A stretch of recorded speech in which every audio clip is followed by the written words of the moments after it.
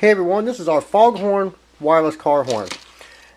It comes with one remote control. You can purchase additional remotes if you want, but it does come with one remote control. Now we got the horn facing down here. It's pretty loud and we don't want to hurt our ears here. Easy installation. Your black wire comes from your horn to go to a ground somewhere. It could be your battery. Just anywhere you got a good ground source. Then your red wire comes from your horn to go to a 12-volt power source. It could be your battery, a fuse, just anywhere you got a good 12-volt power source. So this is our Foghorn Sounds wireless car horn.